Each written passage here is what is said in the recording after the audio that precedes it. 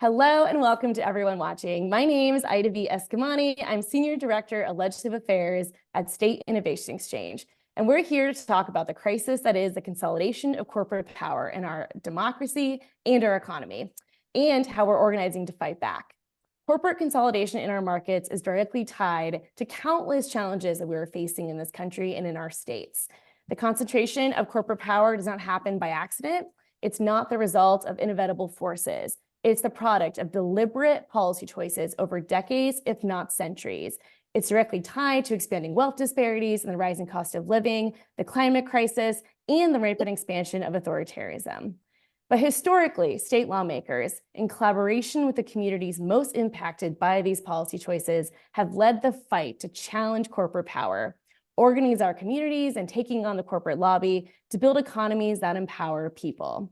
And that is why we are here today to chat about this and so much more. I have the pleasure of being joined here today with Representative Anna V. Escamani from Florida. Representative, welcome. Thanks so much for having me. It's so great to have you. In addition to being a champion for the people in the Florida House, I should let our viewers know that you are seeing double. Representative Escamani is my twin sister. That's right. Womb to tomb is what I like to tell people. We love that. Wonderfully morbid fact. I'm proud to say that Representative Escamani is also my representative and is really modeling how we build shared power in the states and take on the corporate lobby. Rep, we're so happy to join you, for you to join us, I should say, in this conversation about taking on corporate power in state legislators, why we must do it, who we're up against, and how we can win. I thought we could start with first hearing about your story, when you got elected and how challenging corporate power became a key pillar in your work. Absolutely. I mean, when I first ran for office, I did so coming from a working class background, as you know, Ida, growing up as daughters of immigrants, really experiencing just the challenges that families face every single day, not being able to afford just basic needs like a roof over your head and food in your belly. The only times, we ever saw our parents argue and fight was over money and the stress of not meeting financial responsibilities. And of course, both of our parents worked multiple jobs, and our mom worked at Kmart until she passed when we were 13. And then even when she passed away, our dad turned towards programs like SSI to help keep us afloat while raising a family on a single income. And so for both you and I, we know what it's like to work really hard and yet still not get a fair shake in the economy. And so as we went to UCF, I started getting more involved in advocacy alongside you, and would eventually find a career path in the nonprofit sector. And I actually worked at Planned Parenthood for 6 years before I ran for office. And that gave me a really clear viewpoint on just the disparity between elected officials and everyday folks, primarily because the political system is not only pushed and influenced by corporate actors, but many elected officials also come from places of wealth, and it doesn't necessarily yield policies that prioritize everyday people. And as I saw that disconnect, it inspired me to consider running for office myself, which I did in 2018. And a big part of my campaign was also centered on a lot of these issues. I don't take corporate money. It never was something I even considered to do because I wanted to operate free of that type of political influence. And it does make me an outlier among my colleagues. And when I got to the legislature, I was appointed to different committees that were not of my choosing. As member of the minority caucus, I don't choose a lot of things. I don't choose my parking spot, my office, my committees, where I sit on the House floor. Those are dictated for you. And so I was placed in the Ways and Means Committee, which is all about taxation. Now, I'll tell you, a lot of my colleagues, they don't ever request to be placed in Ways and Means. Most people request appropriations versus Ways and Means. So I was placed in this committee at no choice of my own, but I realized very quickly just how important it was to be in the Ways and Means Committee. And so I really started diving deep into the curriculum. I read Florida's tax handbook. I started reading articles about different tax issues, picking up different books that focus on state taxation. I started looking at the intersections between state taxes, local taxes, and federal taxes. And of course, always would ask the question every tax bill, what does this mean for the consumer? How does the consumer benefit, or how is the consumer harmed? Who's the winner in this? And as you look at every tax bill from that lens, it helps you understand, who's pulling the levers. And and who truly influences this process, but also led me to operate with a collaborative approach to bring in different organizations and different perspectives to the Ways and Means Committee, which has allowed us not only challenge corporate power more broadly, but also champion thoughtful and inclusive tax policies that benefit everyday people versus the wealthiest and corporate actors. Amazing. Thank you for that, Rep. And just sort of painting the picture, so you entered this arena. Now you are ranking member of the House Ways and Means Committee. You're up against some of the most powerful corporations in the world, really, in Florida. Can you share with us some of those corporations you're up against and how they've leveraged their power in the state legislature? Oh, for sure. And it's so funny because a lot of people, will sometimes ask me, well, sure, you're tough on sugar, but are you tough on Disney because they're in your backyard? I'm like, yeah, I'm tough on all of them. It doesn't really matter to me, what the proximity is of a corporate actor. In the day, if you are pushing tax policy that doesn't benefit the residents that call Florida home, then we're going to have a problem with that. And so there's a lot of big corporate actors in Florida, names that are very familiar to folks from across the country, whether it's Walt Disney World, Universal Studios, i.e. NBC Universal, different monopoly utility companies, especially Florida Power and Light, alongside Duke and Tico. We also have two large internationally known sugar companies, Florida Crystals and US Sugar. And we have large developers and corporate landlords that oftentimes are consolidating and preempting state government on many arenas, including in tax policy.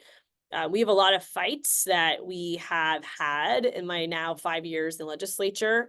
A lot of the fights center around corporate tax policy, but we even have new fights that center on property taxes alongside just local business tax revenue for our municipalities. I want to highlight just a few of these fights and also, some of the success we've had in building community attention and power around this. So many folks might remember that under former President Trump, he pushed some of the most regressive tax policies in America that gave a lot of money back to big corporations that went to shareholders and stock buybacks. Part of that tax package was also making changes to state tax policy. In the state of Florida, to give businesses some leverage and what they saw was going to be changes from the federal level, they reduced our corporate income tax rate by 1%. So right now, Florida's corporate tax rate is at 5.5. So for a period of a year, it was at 4.5, which is a big benefit to corporations. So there was a fight when I first got elected to keep the percentage at 4.5, even though it was decided by the legislature earlier, this was going to only be a temporary thing, that only between January 1st, 2019 to January 1st, 2021 would it be at that rate. So we leverage our community. We educated everyday folks on tax structure, on what is Florida's corporate income tax rate, and why is it important for it to stay at 5.5 versus go back to a lower level of 4.5. And so we use illustrations to explain to everyday people, let me tell you how much money that is and what we could spend that on, whether it's teacher pay, whether it's food SNAP benefits, whether it's providing childcare. There's so many uses of this money, and it really points to the definition of what many call silent spending. A lot of everyday voters don't have an understanding of how tax policy is a tool of the budget, that when you give a tax break, you are essentially writing out a check to someone, and in this case, corporations. So it gave us the opportunity to educate voters and educate everyday people on what silent spending is and why it matters that we spend that money instead of on a tax break, we spend it on the public good, on things that people need. Part of the challenge we face is that there's a lot of different think tanks and trade associations, sometimes with pretty innocuous names that push this agenda. And whether it's ALEC or the Foundation for Government Accountability, the Sister Institute, your Chamber of Commerce, the Retail Federation, Farm Bureau, we have the Associate Industries of Florida as another one. These are groups that sometimes have other front groups that, have really flowery names. So we're constantly up against, just a very well-funded machine. that makes these fights even more difficult to have. But to that point, it elevates why the community involvement is so important. I can't fight these by myself, and it's not even just me. I also have to influence my colleagues who, unfortunately, historically speaking, have always gone to a lobbyist to give them information. They don't necessarily know who is the consumer voice they can go to, right? And so we're trying to help elevate that, lift up more voices, uh, help highlight how this impacts our labor partners, how this impacts our farm workers, how this impacts renters and just everyday folks. And that's been a huge part of our success. And to that point, we stopped that rate reduction from continuing. And Florida's corporate income tax rate went back to 5.5%, and that's been the case since then.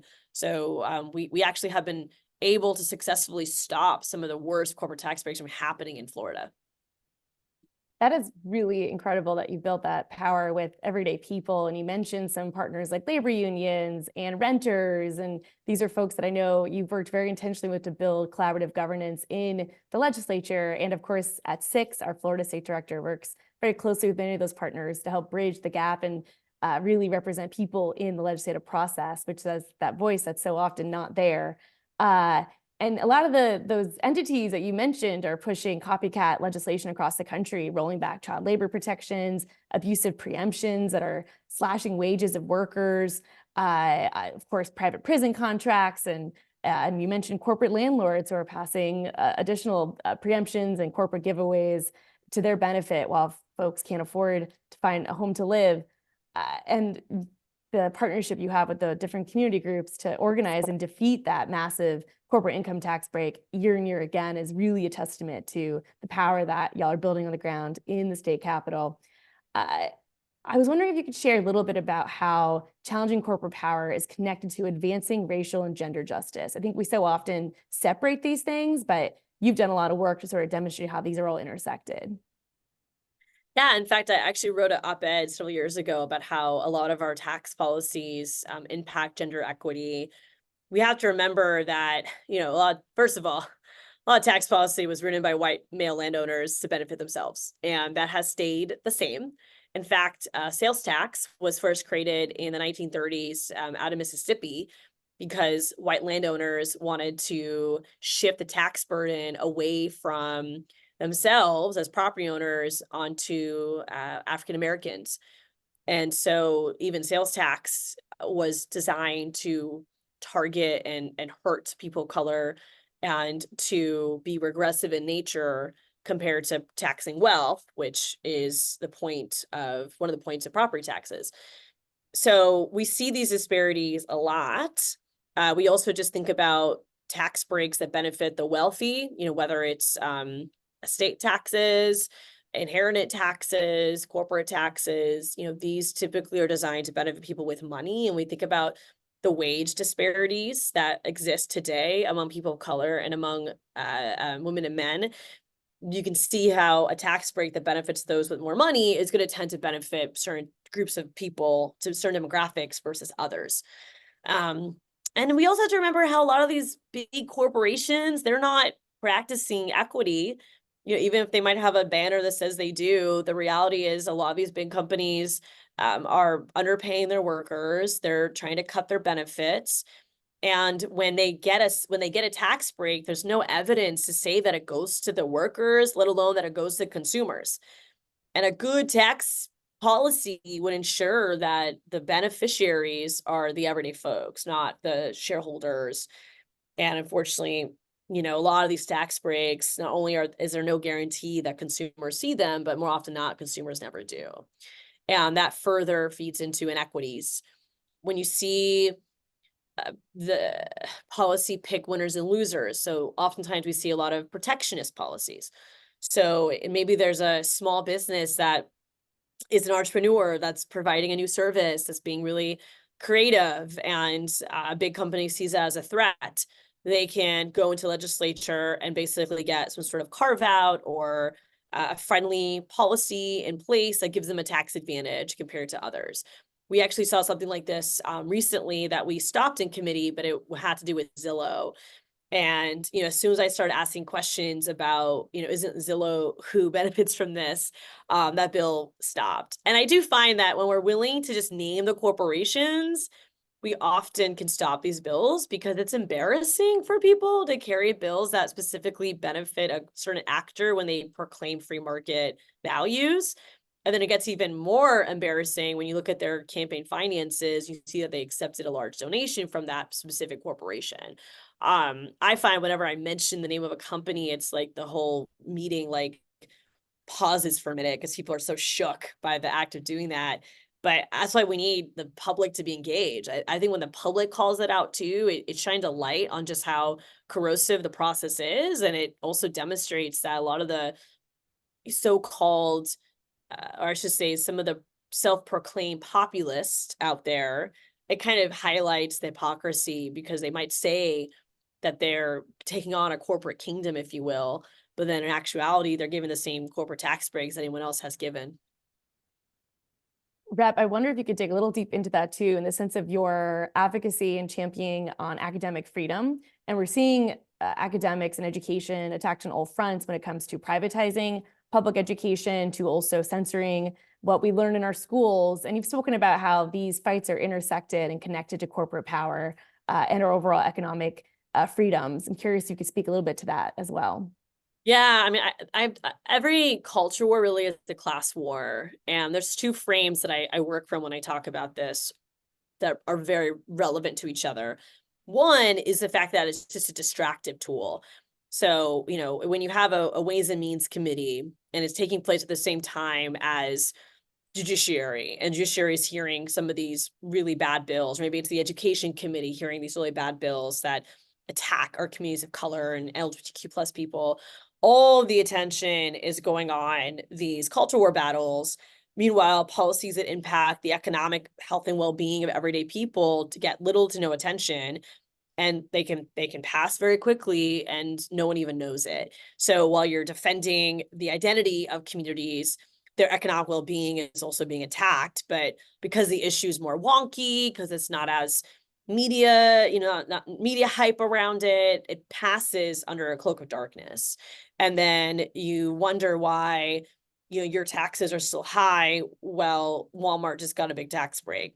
And, folks didn't realize that any of that happened because they were so distracted by, the more sensational issues, if you will. But to that same point, though these issues can be sensational, they also have a huge effect, because whenever you are attacking education, specifically public education, you are furthering the divide between the haves and have-nots. Because children that come from families of means are going to find a path to be successful regardless of the quality of their public education. Their parent will ensure they go to a good private school, that they're going to be well supported in that environment. Meanwhile, for our kids that don't have those resources, they're going to be stuck in a public school that is going to have self-censorship, that's going to have banned books, that's going to have no critical thinking opportunities.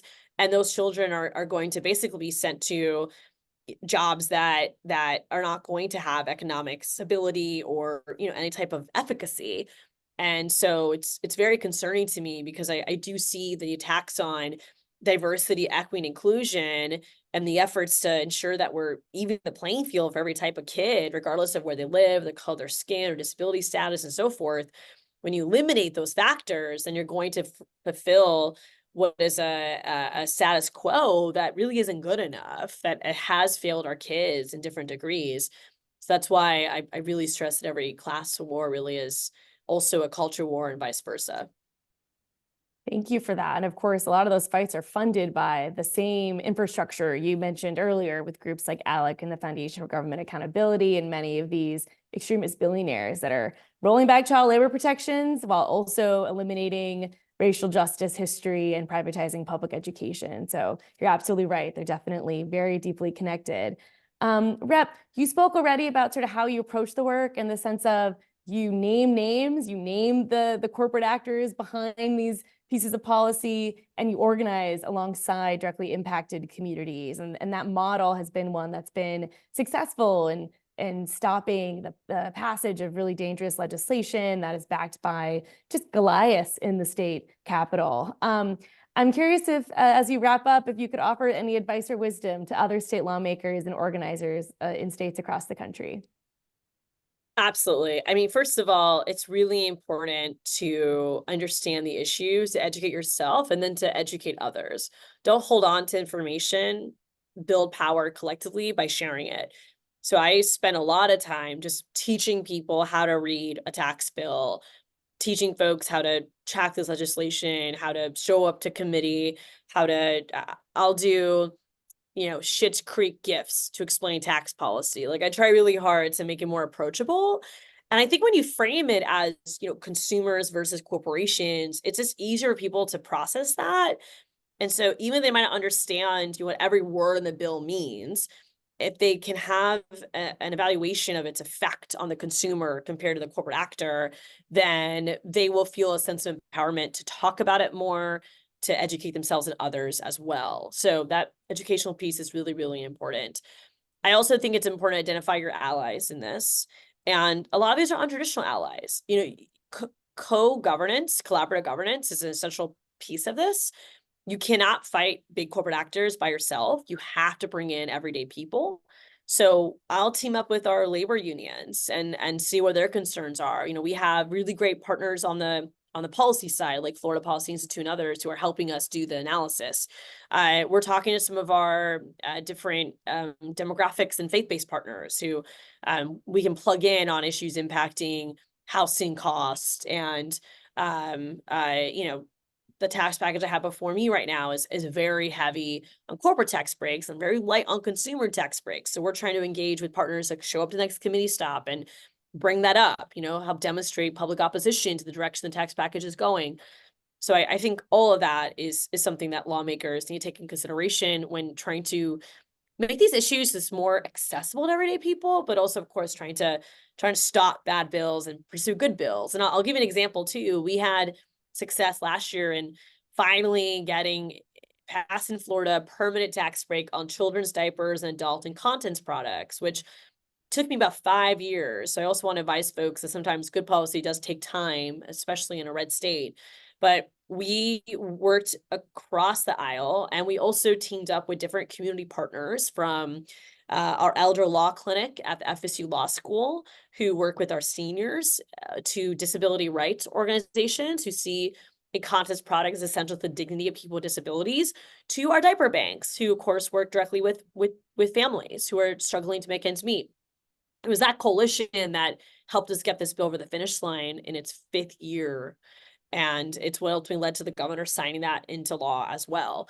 So think about untraditional allies, think about folks that would really benefit, who understand these issues. And I do think that everyday people want us to champion these issues as well. And again, I think that we get very distracted by some of the more social issues, which are incredibly important.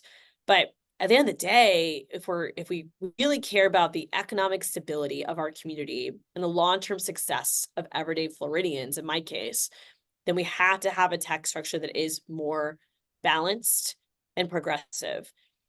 And as I have this conversation with you, Ida, we have a bill right now to pursue a study of a policy proposal that would eliminate all property taxes in Florida and replace it with a consumption tax.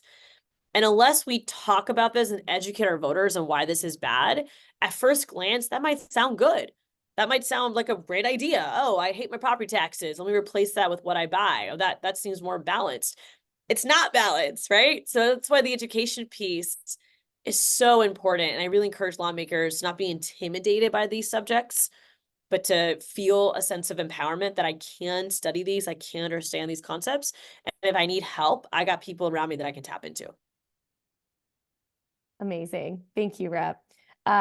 This has been a great conversation, and I have to say that we at State Innovation Exchange are eager to organize legislators and grassroots partners across the country to challenge corporate power and build an economy that advances racial, gender, and economic justice for all. Rep, any last words before we sign off? Just thank you so much for everything y'all do. It's always an honor to share space. And of course, help inspire more of my colleagues in different legislatures across America to prioritize these issues. Absolutely. Thank you, Rep.